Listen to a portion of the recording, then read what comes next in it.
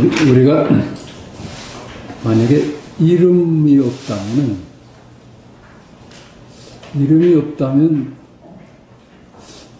뭘까요? 순간순간 각 아닐까요? 이름이 없다면 순간순간 이대로지. 근데 이대로가 이름을 붙여서 이제 각이라 한다면, 각은 시공간적인 일이 아니야. 그냥 시공간을 넘어서 있어. 그래서 이 각을 두고 자꾸만 시공간적인 모습을 헤아리면은 어긋나요. 순간순간 각이야. 그래서 보는 게 각이고, 듣는 게 각이고, 말하는 게 각이야. 근데 거기다가 이름을 붙여놓으면 만물이 생기고 그러거든요. 그러니까 이 각은 항상 지금 여기일 뿐이라. 지금 여기. 근데 지금 여기일이 시공간적인 개념이 아니야. 할 수 없이 지금 여기일이라는 거죠. 지금 여기일 뿐이다. 견문각지 어묵동정 행주자가 모두 지금 여기일이다. 그 무슨 본다느니 듣는다느니 지각한다느니 이름 없이 오늘을 경험한다면 언제나 지금 여기일이라. 그것이 줄여서 얘기를 한다면 각이야. 모든 일이 지금 여기에서 일어나는 일 아닌가. 과거 일을 생각해도 지금 여기 일이고, 미래 일을 생각해도 지금 여기 일이고, 현재 일을 생각해도 지금 여기 일이다. 그래요. 1000년 전 생각을 하는 것이 지금 여기 일 아니에요. 1000년 전을 따라가면 꿈속 세상이 되고, 그렇죠? 지금 여기 생생하게 실제하는 것은 1000년 전에 을지문덕이 이게 여기 일이거든요. 먼 곳을 바라봄도 여기 일이고, 밖을 바라봄도 여기 일이고, 안을 바라봄도 지금 여기 일이다. 그렇죠? 공간도 그래. 공간도 언제나 지금 여기 일이야.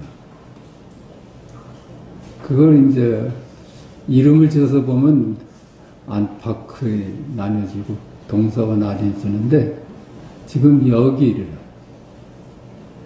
요컨대 안이비설 신의 색성양 미촉보 수상행색의 일이 모두 지금 여기 일이다. 지금 여기일 뿐이다. 그걸 줄여서 얘기해서 각일 뿐이다. 그러면 각은 뭐냐?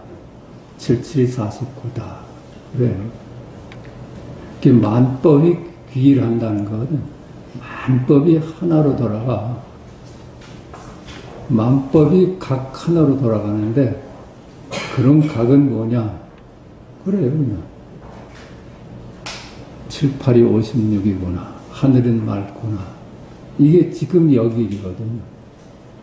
여기만이 살아있는 거야. 말 따라하면 죽은 세상이야. 지금 여기일 뿐이니 둘이 아닌 둘이다.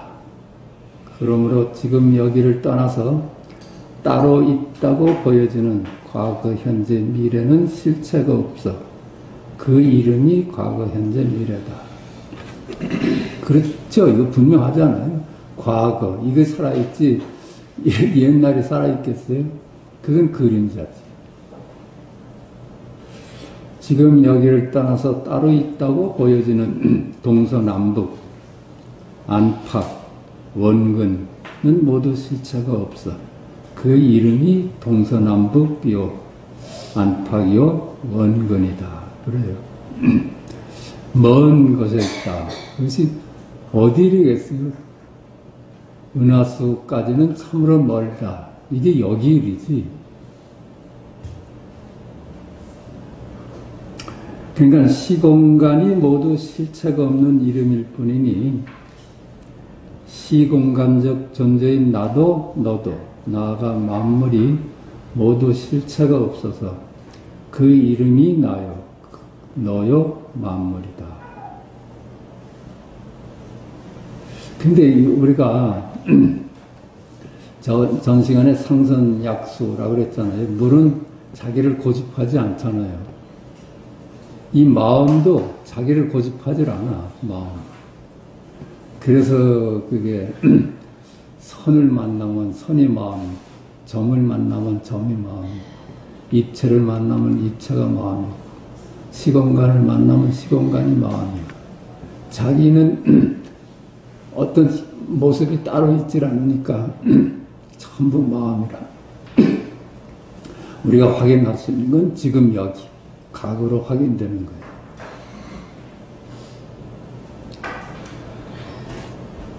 지금 여기일 뿐이라 하나 이 역시 이름일 뿐으로 지금 여기에 해당하는 물건이 따로 있어서 지금 여기이리라 하는 것은 아니니 부득이한 방편일 뿐이다. 그래서 지금 여기라는 것도 개념이잖아요. 그러니까 여기에 속지 말고 지금 여기는 각이야, 각. 그걸 알 수도 없고 각이라고 아는 거는 아는 거죠. 모양도 없고 위치도 시공간적인 위치가 아니라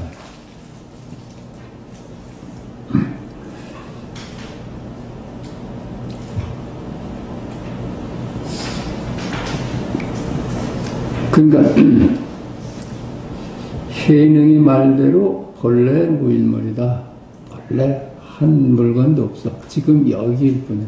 지금 여기 한 물건도 없어. 지금 여기일도 이름이야. 도대체 어느 도단이요 불가사의하다. 그렇죠? 말이 끊기고 헤아릴 수가 없어. 그건. 시공간이 모두 끊어졌으니 무상이고 상이 없고 모양이 없고 무주이고 시공간적인 존재가 아니고 그래 일체의 분별을 넘어섰으니 무념의 실제다. 알 수가 없는 실제다. 내가 없어 견문각지 어묵동정 행류자와 순간순간 언제나 전 존재다. 언제나 전 존재. 나머지가 없는 전 존재라. 무사한인이다. 내가 없는데 세상 무엇이 되려는 시도가 왜 일어나겠는가. 내가 있을 때나 추구가 따르죠. 뭐가 되려는 게 따르지. 훌륭한 사람이 된다든가. 내가 있을 때나 가능한 것. 내가 깨달아야 되겠다 하는 마음도 내가 있어서 가능한 거예요. 그게 다 추구야, 추구. 이건 뭘 추구해서 뭐가 되려는 공부가 아니라 본래 내가 존재를 그냥 깨닫는 거야. 뭐가 되는 공부가 아닙니다. 내가 없는데 세상 무엇이 되려는 시도가 왜 일어나겠는가. 선악, 미추, 우열, 고학, 빈부 등 이름뿐인 세상에서 추구되는 모든 가치가 무의미하다. 그렇지, 그게 뭐 실제 해야지 거기다 의미를 붙이지, 실제 하지 않아. 그 사람을 두고 요사 범부라고 한다. 일 마친 범부라고 한다. 그래. 그러니까 우리가 뭘 추구한다면은 그건 끝날 날이 없죠. 몇 생을 닦아도 안 되는 일인데 추구가 끝나니까 그건 끝낼 수 있는 얘기야. 모든 가치에 무심하다. 모든 가치에 무심해. 그 사람을 유인할 어떤 수단도 없다. 그렇죠? 뭘 추구하는 게 있어야지 그 사람을 밧줄에 묶어올 수 있지. 그 사람이 그 약점이잖아요.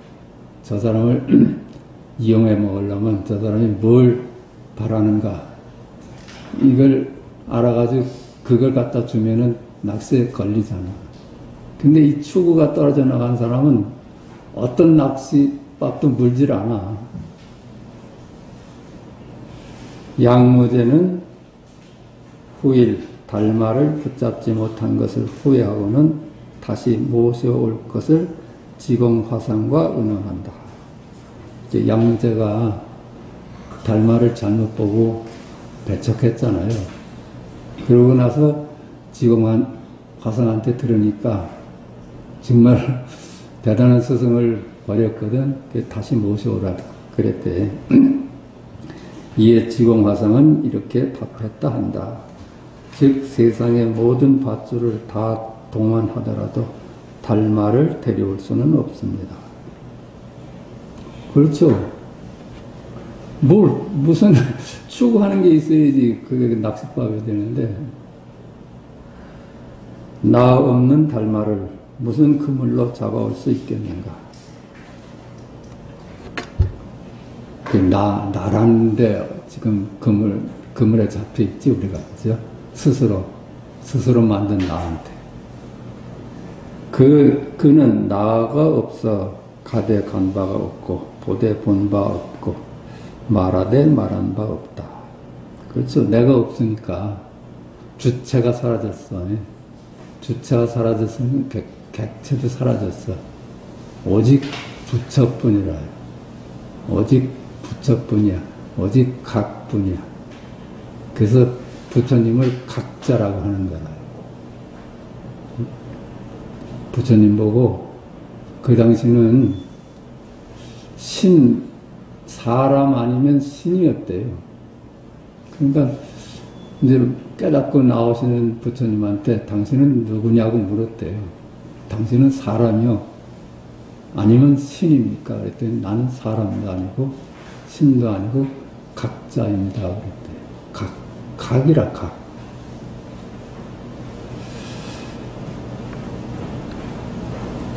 견문각지 어묵동정 행주자와의 하대한 바가 없습니다. 그래서 무의라고 그래요. 무의. 추구가 떨어진 사람. 그러면서 그는 모든 일을 다 성취합니다. 모든 일을 그 무의가 성취하거든요. 그냥 해도 한 바가 없어. 그래서 해도 한 바가 없어서 그 사람은 뭐라고 하더라. 무공. 신인 무공이라고. 장자의 표현으로는 신인은 무공이래. 공이 없어. 공이 있는 거는 뭘 애써야지 공이 있죠. 무의에 있는 사람은 무슨 공덕이 있겠어. 공이 있겠어. 자, 책 볼까요?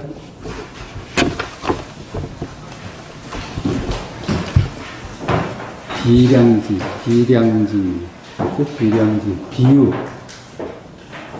비유로 알아듣는 것, 헤아려 추측하는 것.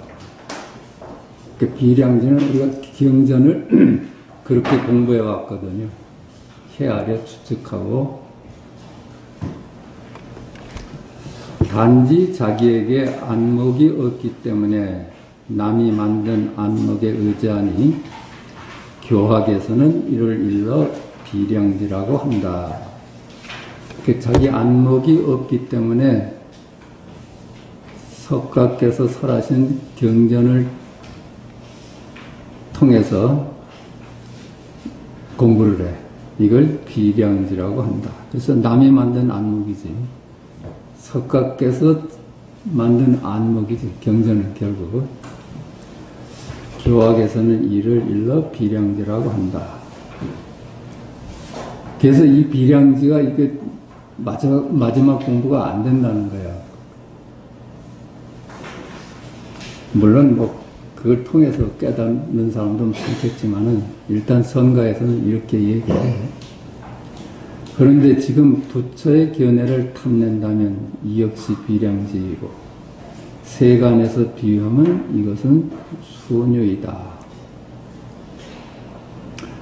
그래서 자꾸만 문자를 탐구하고 문자에서 해석을 통해서 알려고 하고 이게 비량지야.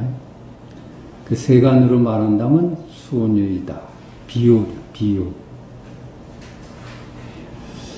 그래, 그때 따라서 비유로 아는 거예요.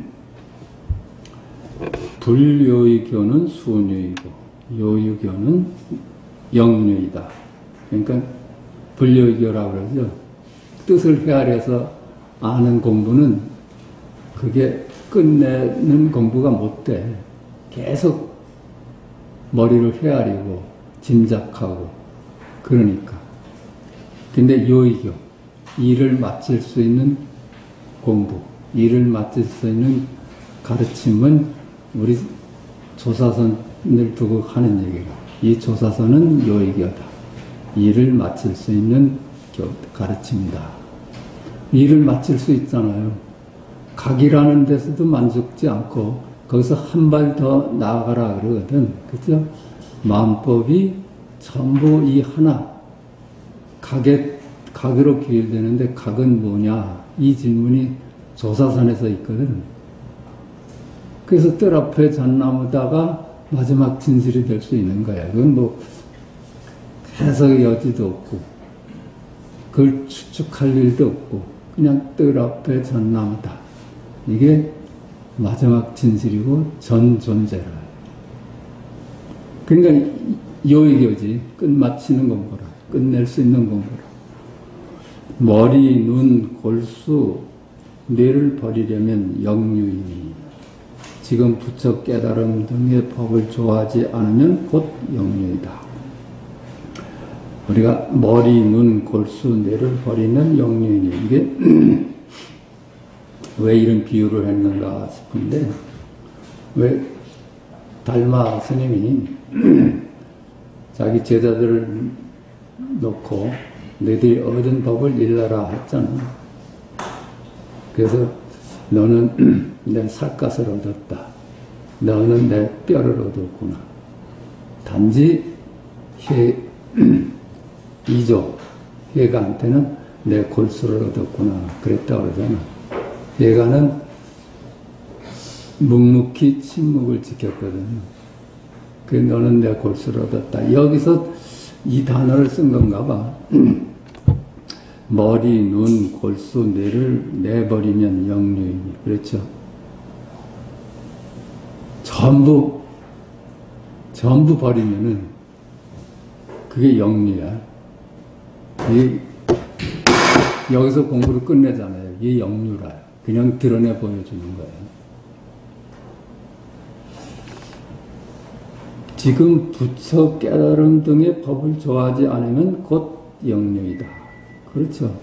경전을 좋아하지 않으면은 단지 이 일구에서 궁금하고 그것이 와서 닿으면 그게 영유라. 그러니까 여기서는 부처나 깨달음 등의 법을 좋아하지 않으면 곧 영유이다. 그러니까 부처의 말씀을 좋아해가지고선 문자풀이나 해야 되면은 그것이 요의교가 못 된다. 이런 얘기를. 버리기가 쉽지 않음을 머리, 눈, 골수, 뇌에 비유하여 말하자면 있거나 없는 온갖 경계의 법들을 비추면 일러 머리라 하고 있거나 없는 온갖 경계의 법들에게 휘둘리면 일러 손이라 하고 앞의 경계를 전혀 비춰보지 않을 때를 일러 골수와 분해라고 한다. 그 당시에 언어 습관이 어떻게 됐는지는 모르겠는데 이렇게 짐작이 되네요. 버리기가 쉽지 않음을 일러 머리, 눈, 골수, 뇌에 비유하자면 그렇죠? 우리가 버리기가 쉽지 않은 것이 이 세상 만물이 자꾸만 그림자로 안 보이고 따로 존재하는 실제로 보여. 그게 버리기가 쉽지 않죠, 그게. 그걸 머리, 눈, 골수, 뇌에 비유해서 말한다면 있거나 없는 온갖 경계의 법들을 비추면 일러 머리라 하고 동서남북이 그렇잖아요. 상하, 좌우, 과거, 현재, 미래 온갖 경계의 법도를 비추면 일러 머리라 하고, 그걸 끊어낼 수 있으면 그걸 머리라 하고, 이렇게 읽어도 우리 법엔 맞습니다. 그러니까 동서남북도 실제하지 않고 과거 현재 미래도 실제하지 않고 그 안에 있는 만물이 다 실제하지 않는다고 비추어 볼 수만 있으면 그걸 머리를 버린 거야. 있거나 없는 온갖 경계의 법들에게 휘둘리면 일러 손이라 하고, 그렇죠? 거기에 뭐 버리는 게 아니라 그것이 실제하는 줄 알고 거기에 휘둘려서 따라가서 살면은 그걸 손이라 하고, 그때는 이제 손이 많이 필요해서 손이라고 했나 몰라. 앞의 경계를 전혀 비춰보지 않을 때를 일러 골수와 두뇌라고 한다. 그렇죠? 아까 동서남북, 상하 좌우, 과거 현재 미래 모든 이것이 실제하지 않는 것을 볼 수 있으면 머리를 버렸다 하고 이렇게 읽읍시다. 그런데 지금 여기뿐이야. 지금 여기뿐도 버릴 수 있으면 그게 골수를 버린 것이다 하겠다. 이렇게 읽어도 우리 법에는 어긋나지 않을 것 같습니다. 그 경계를 다 버리고 마지막 둘이 아닌 자리까지도 버릴 수 있으면은 그게 골수까지 버린 거라. 거기서 나오면 근데 그건 이제 각분이야. 그 각분이라는 것도 버려. 한 발 내딛는 거라. 그게 백척간두에서 진일보하는 거고 만법 귀일에서 일기하처를 묻는 질문이라. 그 하나마저 버리는 것을 골수를 버리는 것이다. 이렇게 이 말을 하려고 이렇게 얘기를 했다 싶으네요. 85. 부처가 중생 속으로 부처의 지위에서 범부가 되는 원인을 훈습하면 부처가 중생 속으로 들어가 중생과 같은 부류가 되어 범부를 깨어서 끌어들여 교화하여 이끄니 저 아기와 함께 사제 관절이 불에 타면서 그 아기에게 반야바라미를 말하여 그를 발생케 한다. 즉 깨달은 부처가 부처의 뒤에선 범부가 되는 원인을 훈습하면 이런다고 그러죠. 보살은 중생이 병이 있어서 보살도 앓는다고 그래. 이게 이제 부처가 중생을 구하는 모습이라. 부처의 지위에서 범부가 되는 원인을 훈습하면 부처의 지위에서 다시 분별 속으로 뛰어들어가. 분별에 잡혀있는 중생을 건지는 방법은 그 분별 속에 뛰어들어갈 수밖에 없어. 바깥에서 나와라 해서 나올 수가 없어. 같이 그 사람 말에 동조하고, 그렇다 하면서 사살 이제 분별에서 벗어나오게 하는 것이 보살의 사는 모습이란 거라. 부처가 중생 속으로 들어가 중생과 같은 부류가 되어 범부를 깨어서 끌어들여 교화하여 이끄니. 그렇죠? 그 중생이 돼야지 중생을 자꾸 끌어낼 수 있다는 거예요. 저 아기와 함께 사지의 관절이 불에 타면서 그 아기에게 반야바라미를 말하여 그를 발생케 한다. 그렇죠? 그 아기를 이 진리로 건져내게 하기 위해서는 자기의 관절을 끊어내는 고통을 참으면서도 그럴 수가 있다. 이런 얘기야.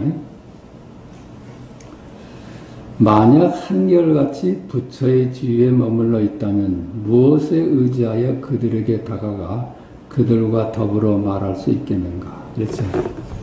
부처가 자기는 이제 깨달았어. 그래서 깨달음만 머무르고 거기에 그냥 안주해버리면은, 그러면 중생들은 어떻게 건질까? 이런 얘기야. 무엇에 의지하여 그들에게 다가가 그들과 더불어 말할 수 있겠는가? 깨달음도 버리고 다시 분별 속으로 들어가서 중생의 손을 잡고 나와야 된다는 얘기입니다.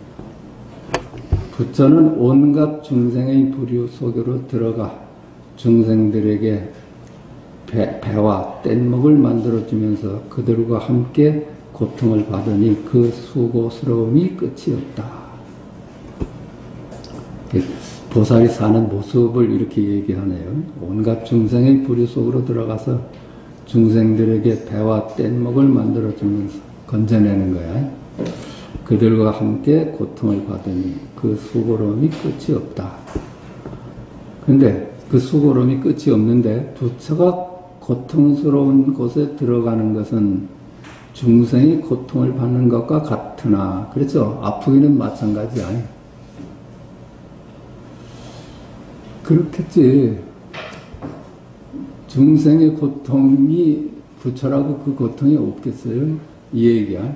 부처가 가고 머금에 자유로우니 중생과 같지는 않다. 다가 고통이라도 중생이 느끼는 고통하고 깨달은 사람이 느끼는 고통하고는 다르다는 거야. 그렇겠죠. 중생은 고통의 실제를 인정하고 사는데 그것이 빈 걸 아니까 받아들이는 것이 다르다는 얘기입니다. 부처는 허공이 아닌데 고통을 받으면서 어떻게 고통스럽지 않을 수 있겠는가. 그렇죠? 부처가 어떻게 고통이 있을 수 있느냐, 이 얘기를 누가 했나 보지. 그러니까는 부처는 허공이 아닌데, 죽은 놈이 아닌데 고통을 받으면서 어떻게 고통스럽지 않을 수 있겠는가. 그래, 부처도 역시 고통스럽다. 우리가 생각하면 그렇잖아요. 부처는 고통도 없고 아무것도 벗어난 사람 같은데 어떻게 그 고통이 부처라고 없지 않겠느냐. 만약 고통스럽지 않다고 말한다면 이 말은 어긋난 말이나 실없이 이런 말을 하지 마라. 만약 고통스럽지 않다고 말한다면 이 말은 어긋난 말이니, 잘못된 말이니 실없이 이런 말을 하지 마라. 그냥 부처를 아주 미화시켜가지고 그 사람은 고통하고 아무 관계가 없다 생각하지 마라 그거야. 같이 고통도 같이 느끼는데 한 사람은 그 고통의 실체를 인정하지 않고 그건 빈 것이다 보고, 한 사람은 고통의 실체가 존재한다고 보니까 겪는 것이 다르다는 얘기를. 그랬지? 그렇게 얘기를 했지? 부처가 가고 머금에 자유로우니 중생과는 같지가 않다. 86. 잘못 말하지 마라. 부처의 신통은 자제하기도 하고 자제하지 않기도 하다고 잘못 말하지 말지니 모두가 사람을 부끄럽게 만든다. 부처의 신통은, 신통이라는 게 분별해서 노연하는 게 신통이라. 다 통해. 갇혀있질 않고. 그게 신통이라. 우리는 분별에 갇혀가지고 꼼짝 못하잖아요. 근데 분별해서 노연하면은 사방팔방 그 사람을 묶을 재간이 없어. 그걸 신통이라 해요. 부처의 신통은 자제하기도 하고 자제하지 않기도 하다고 잘못 말하지 말지니 모두가 사람을 부끄럽게 만든다. 그렇게 자제하기도 하고 자제하지 않기도 하다고 이렇게 얘기하지 말라는 거예요. 부처의 신통은 자제하는 분이다.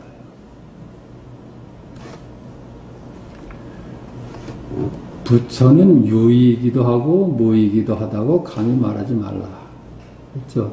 이렇게들 얘기를 했나 봐요. 어쩐 때는 유이고 어쩐 때는 무이다. 이런 공부가 아직 안 된 거지. 그렇게 봐야지. 공부가 된 사람이 유이에 떨어지고 뭐 나뉘어지겠어? 부처는 유이기도 하고 무이기도 하다고 감히 말하지 말고 부처는 자제하기도 하고 자제하지 않기도 하다고 감히 말하지 마라. 그 너희들 중생견으로 그렇게 부처의 지위를 그렇게 함부로 넘보지 마라. 부처는 자제한 분이다. 부처는 요사범부다. 할 일을 다 마친 분이다. 이 얘기예요. 약 처방을 찬양하는 것이라면 추하고 더러운 양쪽을 드러내려 하지 마라. 이게 약으로 쓰려면, 방편으로 쓰는 것이라면은 내가 이렇게 얘기를 해도 이해를 하겠는데, 이 얘기야. 부처의 신통은 자제하기도 하고 자제하지 않기도 하다. 그러니까 유이기도 하고 무이기도 하다든가, 이렇게 하는 걸 약방문으로, 방편으로 쓴다면은 이해를 하겠는데, 그건 뭐, 어차피 방편이니까. 그런 것이 아니라면 추하고 더러운 양쪽을 드러내려 하지 마라. 그렇죠? 양쪽을 걸쳐서 있다고 생각하지 마라. 부처는 무의를 증득한 분이고 신통 자제한 분이지 이렇기도 하고 저렇기도 하다고 생각 마라.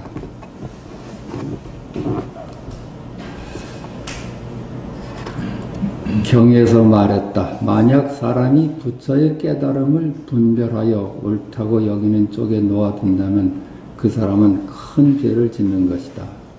만약 우리들이 부처의 깨달음을 분별을 해가서 그것은 옳다고 여기는 쪽에 놓아둔다면 그 사람은 큰 죄를 짓는 것이다. 그렇죠.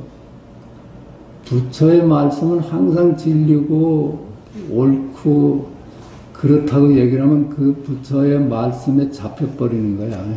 부처는 당신의 말로부터도 자유로우라고 계속 누누이 얘기했잖아. 나는 한마디도 한 바가 없다. 내 말에 얽혀들지 마라. 내 말에 속지 마라. 나는 너희들한테 내 생각을 주입하려는 것이 아니라 방편으로 너희들의 분별된 그 마음에서 벗어나게 하려는 것 뿐이다. 근데 그랬는데도 불구하고 무슨 분별하여 옳다고 여기는 쪽에 놓아둔다면 그 사람은 큰 죄를 짓는 것이다. 이게 요즘 성경을 두고 한 구절을 해석도 못하게 하잖아요. 원리주의에 빠져가지고 이건 부처의 말씀인데 하고 원리주의에 빠지면은 부처를 크게 욕되게 하는 거야.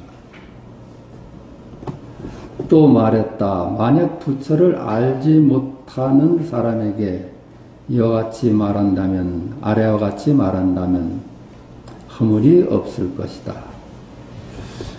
이와 같이 말한다면, 이건 다음 나오는 아래와 같이 말한다면 허물이 없을 것이다. 마치 건강한 소의 우유를 가지고 병든 소를 치료할 수 있는 것과 같다. 그렇죠? 부처의 말씀이 건강한 말씀이라. 약이라, 약. 그 병을 치료하는 약일 뿐이야, 그게 건강은 아니거든요. 건강한 소의 우유를 가지고 병든 소를 치료할 수는 있는 것 같다. 이렇게 말하면 허물이 없지. 부처님의 말씀은 약 처방일 뿐이지 그게 건강은 아니다. 그 처방된 약을 먹으면 우리가 병만 나오면 될 뿐이지. 그 얘기야. 그 건강한 소는 높은 고원지대에 살지도 않고 낮은 습한 지대에도 살지 않기 때문에 그렇죠. 그 건강한 소는 중도에 머물러. 중도라. 어디에 치우치질 않아. 양변에서 벗어난 자리야. 그러니까 그 얘기를 높은 고원지대에 살지도 않고 낮은 습한 저지대도 살지 않기 때문에 중도를 터득하기 때문에 이 소의 우유는 약이 될 수 있는 것이다. 그렇죠. 중도만이 약이 되는 거예요. 중도만이 양쪽 병을 다 고칠 수 있는 거라요. 우리는 육병에 들든지 있다 하는 병에 들든지 허무주의에 빠져서 없다는 병에 빠져서 살잖아요. 그 부처님 말씀은 이 양쪽의 병을 다 나을 수 있게 하는 거야. 그러니까 부처님 말씀은 중도니까 그게 가능한 거야.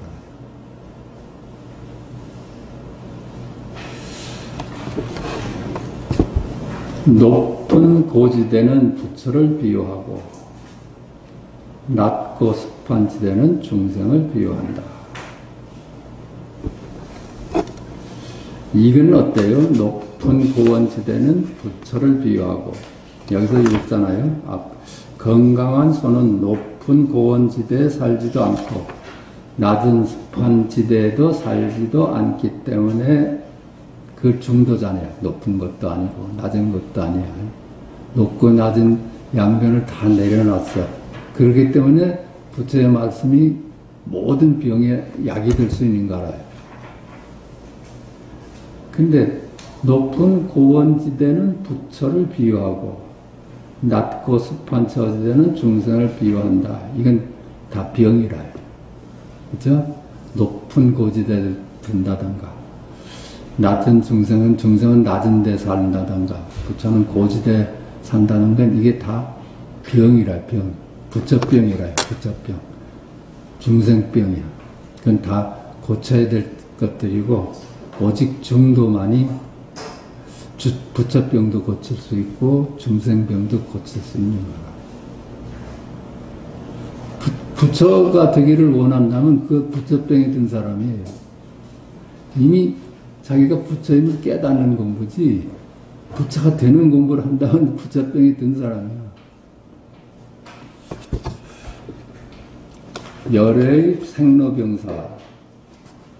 만약 열애의 진실하고 지혜로운 법신에는 이러한 병이 없어서 판단 능력에 막힘이 없고 높이 오르는 것이 자유자재하여 생겨남도 없고 사람진도 없다고 한다면 이를 일러 생로병사라고 한다.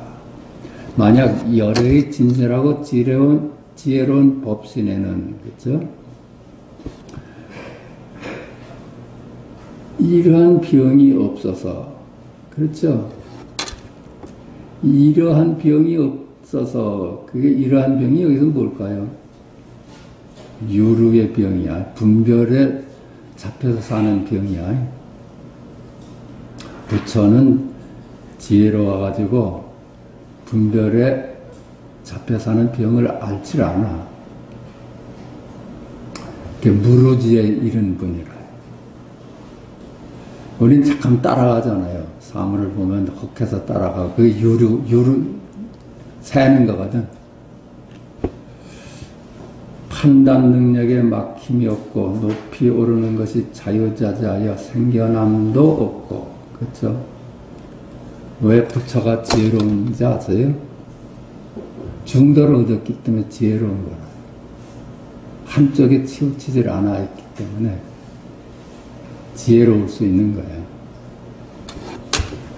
이 지혜는 양변에 놓여 있을 때는 지혜로울 수가 없어. 그건. 오직 양변에서 벗어날 때만 살아날 길을 찾을 수 있어요. 우리가 지금 양변을 서로 고집하가서 사는 것이 죽는 길 아니에요?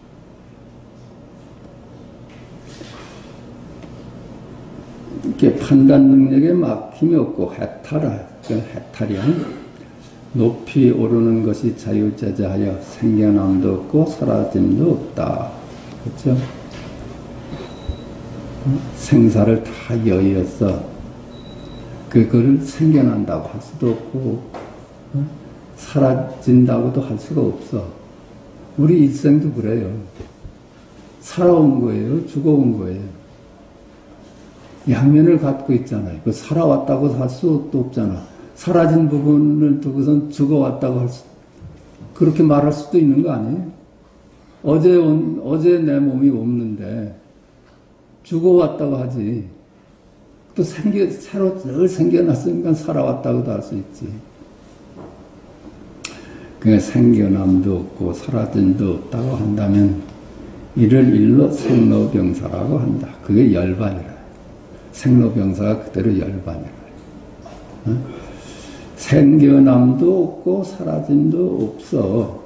생로병사가 그래. 어찌 보면 이게 살아온 거고, 어찌 보면 죽어온 거야.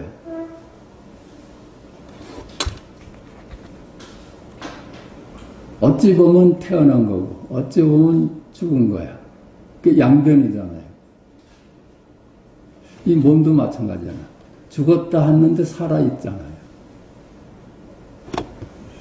통증으로 몸이 굳을 정도라면 이것은 어둠이고, 버섯으로 쏜 죽을 먹고 근심거리 일이 끝났다면 이것은 어둠이 숨고 밝음이 드러나는 것인데, 밝음과 어둠을 모두 버려서 취하지 마라.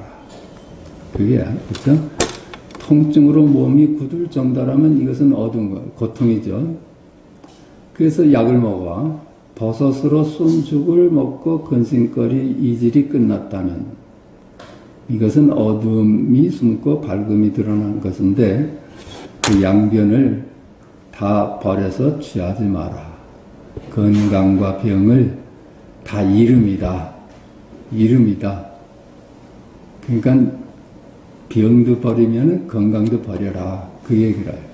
네가 온전히 건강할 수 있다면 병만 버릴 것이 아니라 건강도 포기해라.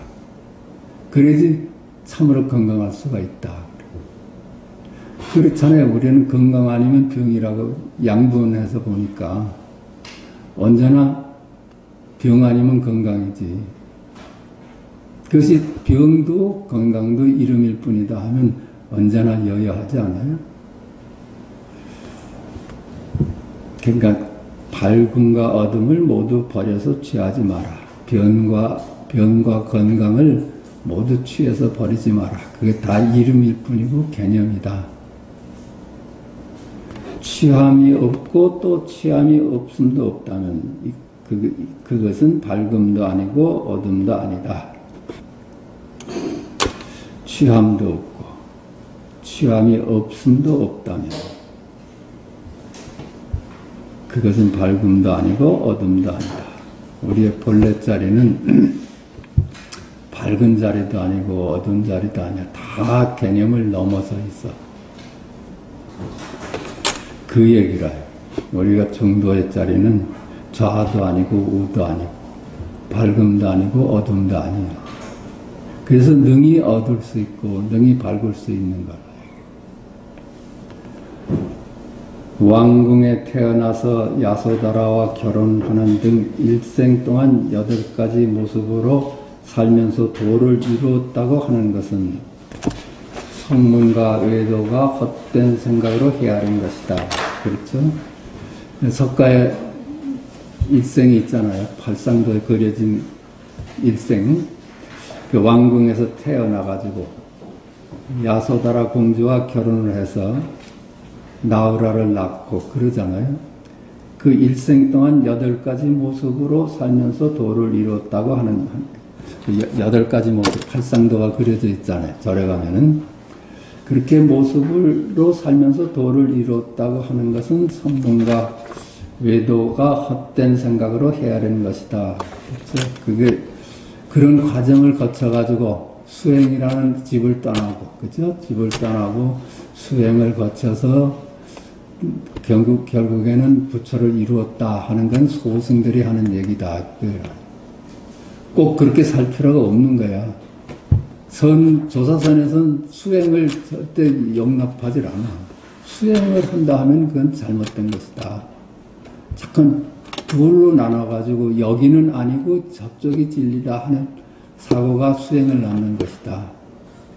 너의 진정한 면목은 바로 지금 여기 일이지 그걸 놓치고 저쪽에 있다고 찾지 마라. 이 얘기야. 이 소승들이 잠깐만 이렇게 팔상도의 과정을 거쳐서 공부를 한다 이렇게 생각하는 건 소승들이라는 얘기다. 마치 아무거나 먹는 몸이 아니다라고 하는 것과 같다. 그렇죠? 부처님의 일생은 이렇게 거룩하지 아무렇게나 사는 놈이 아니다. 그렇게 생각하지 말라는 거야. 부처같이 살아야만 된다는 게 아니라요. 우리가 무슨 나쁜 짓을 하다가도 문득 이 험한 걸 깨닫고 본래 면목을 찾을 수가 있거든. 조사선이 특히 그런 얘기를 하거든요. 순타가 말했다. 열애께서는 결코 받지도 않고 먹지도 않았음을 나는 안다. 열애께서는 결코 받지도 않고 먹지도 않았음을 나는 안다. 열애께서는 자기가 없는 사람이야. 내가 사라진 분이야. 받되 받은 바도 없고 먹되 먹은 바도 없고 말씀하되 말씀한 바가 없어. 그런 분이라. 무엇보다도 두 눈을 갖추고 양쪽 이를 확실히 살펴보아서 오로지 한쪽 눈으로 한쪽 방향으로 가는 일이 없어야 한다. 중도의 눈을 떠야 한다. 그렇죠?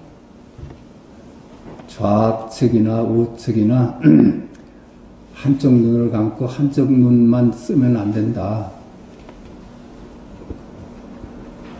그 두 눈을 갖추고 양쪽 이를 확실히 살펴보아서 오로지 한쪽 눈으로 한쪽 방향으로만 가는 일이 없어야 한다.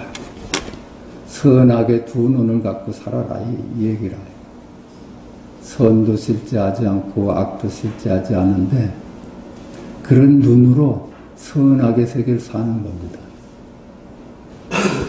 요즘 제일 위험한 것이 한쪽은 전혀 나쁜 놈이고 한쪽은 참으로 좋은 놈이다. 이 사고는 얼마나 위험한지 모르죠. 그것이 무슨 결과를 나올지도 몰라.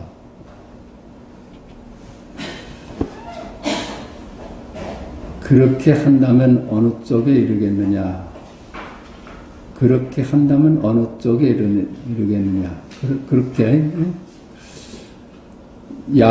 두 눈을 갖추고 양쪽 이를 확실히 살펴보아서 오로지 한쪽 눈으로 한쪽 방향으로만 가는 일은 없어야 한다. 두 눈을 뜨고 살아라. 그것이 중도의 삶이다. 그렇게 한다면 어느 쪽에 이르겠느냐? 공덕천과 흑암녀가 함께 다니지만 지혜 있는 주인이라면 둘 모두를 받아들이지 않는다. 그렇죠? 지혜 있는 사람이라면 오른쪽도 받아들이지 않고 그런 쪽도 받아들이지 않는다는 얘기예요. 공덕천과 흑암녀의 비유가 있잖아요. 그죠? 밤중에 공덕천이 찾아와서 문을 두들기니까 뭐 행운을 갖다 준다니까 얼른 들어오라고 하거든. 공덕천이 하는 얘기야. 저를 받아주는 건 고마운데 제가 짝으로 같이 다니는 흑암녀까지 받아주십시오 했다는 거 아니야. 그 양변에서 놓여나라는 얘기야. 양변에서 놓여나서 양변을 쓰면서 살아라.